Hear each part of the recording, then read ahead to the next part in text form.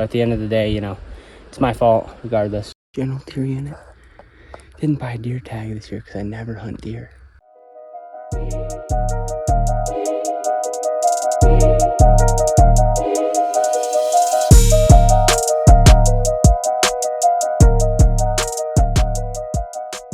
Another work week down. That was a quick one. Heading back to where we were, going solo. Can't wait, but I'm gonna focus on my drive and check in a bit. All right, showtime. We're loaded up. Right there, got all our camping gear, bow and stuff. Everything we need. Just gotta lock up the truck. And yeah, then I'm on my way.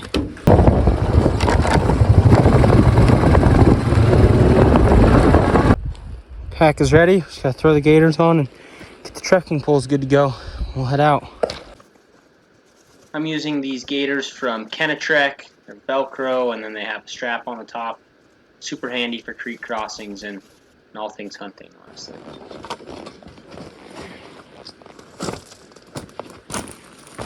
Oh, it's 5:40. Got a little 2.5 hours of light left. We're up in the elk zone now.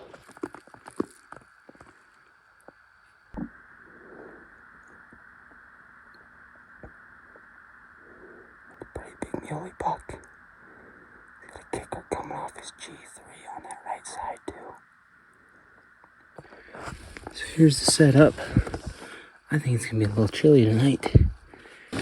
So far it's warm, so it's kind of all that matters is that it's warm. So you can still hear the bulls bugling. Sounds like they're moving down, probably going to get water. I don't think there's anything up high, so I'm just gonna wind down and try to get some sleep. Good morning. It's a decent night's sleep. Till like 4:34. There's a bear doing stuff outside my tent. I don't know if black bears do that, like that kind of barking. So for right now, I think it's the grays. He was out there for like an hour doing that little bark. So I laid up with my pistol in my hand and laid up for like an hour and a half and didn't fall back asleep until after 5. We're gonna load up everything, head up around this corner, sit in glass and wait for the elk to start moving around. I just had a dozen cows walk by me. About 85 yards with no bull, which doesn't make sense. That's a great buck.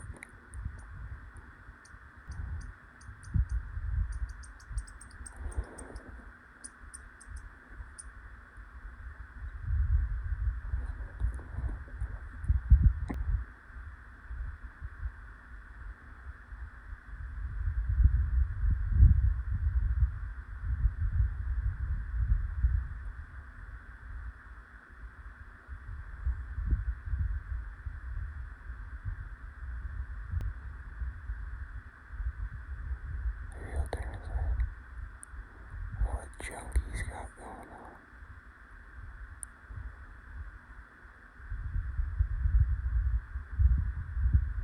Well, that's pretty frustrating. I'm in a general deer unit.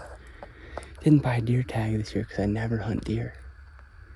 And I saw like a 170 buck last night. That buck's probably 180s. And he's got 2 bucks with him that are both 160 plus, which is way bigger than anything I've ever shot. So the plan right now is I'm gonna work over the edge towards where those cows went. Go check out this big basin. And if I can't find a bull worth hunting, I'm gonna hike all the way out of here. Drive to town, get a deer tag, and come back and try to hunt deer. This boy just stepped out and he's a stud. Look at that bull. That is a monster. Wow. Oh my god, that bull is gorgeous.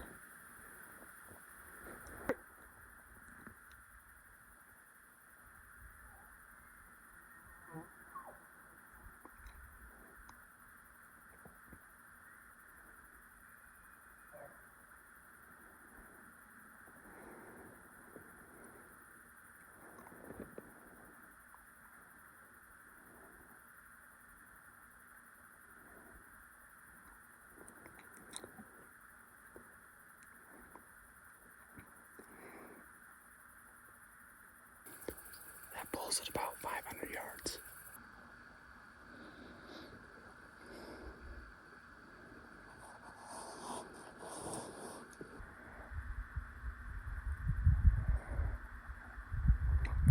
All fours just blew up. I was literally just like trying to plan how I was going to belly crawl down and get within shooting range of him. If he was bedded at 165 yards, I can still hear him bugling in these trees. He didn't go very far. This might give me the perfect opportunity though if they moved in that timber. The elk retreated back into this patch of timber, so I was able to close the gap to 85 yards. Unfortunately, the cows that saw me moving stayed nervous, so the whole herd decided to move to the next ridge.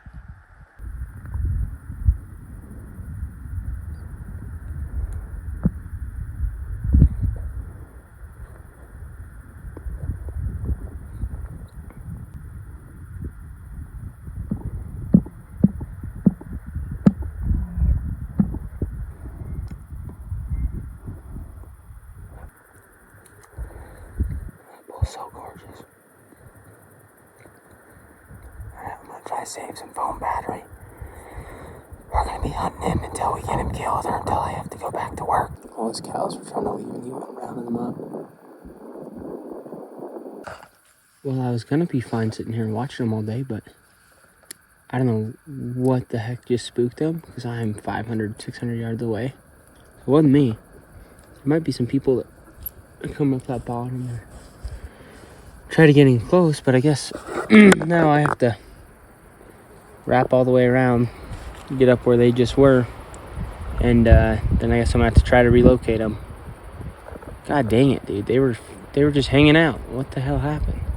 All those elk did spook because people sat with these guys, talked to them for about 20 minutes, took a break. A couple nice guys, pretty tough. They said they'd seen them after I kind of bumped them. They came to check it out, and then wind shifted on them, but they're gonna head down low and chase some other bulls that are still bugling. I'm gonna follow this trail, try to catch back up to that bull. Just heard a bugle from that patch of timber. I might be caught up. I'm just gonna try to get down to the creek bottom. Before I go chasing, I'm gonna get my fill of water. I didn't drink enough last night. I'm way less than I should have drank today so far, so I'm gonna sit here for 10 15 minutes. Really hydrate up. That's a pretty good water break, and I had some lunch.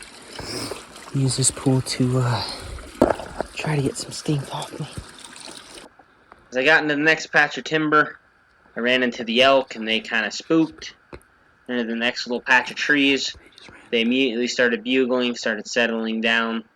So I sat down and got ready to wait them out. The elk started moving where I could see them. I had a window at about 45 yards. So I drew back, only to realize it wasn't the right bull. Pretty bummed, but I let off my draw and just watched the elk do their thing.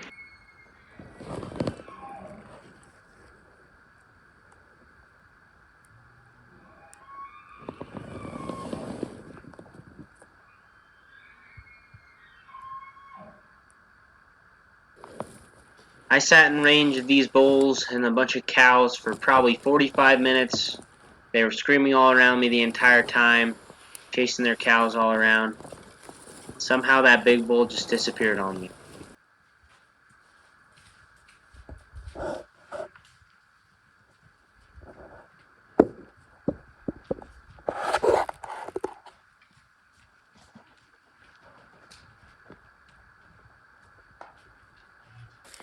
I just saw that 5x6. So I think when that big bull moved over here, those other bulls were around. Came and snagged a couple cows off him. No big deal, but I got another bugle coming from down the valley. Hoping that one's him. Before it gets too dark, let's go over today. Saw some big bucks this morning. There was no bugles. Then saw that big bull. Spent probably 4 hours tailing him until they winded those dudes. And then they spooked. I'm starting to think he just dropped all his cows off and left. But then while I was sitting up there and those two younger bulls were messing around, all the cows disappeared, and I noticed them at the top, just above these ponds, or at least some of them scattered through the timber. So hopefully he'll be at these ponds in the morning. Here's morning number 2. I got camp loaded up. Let's go see if we can find that big bull from yesterday or something else. They're around. They're just being quiet this morning. Let's go slow up into this stuff. Maybe we'll run into them. Is that close enough yet? No, are you close enough? I'm right here.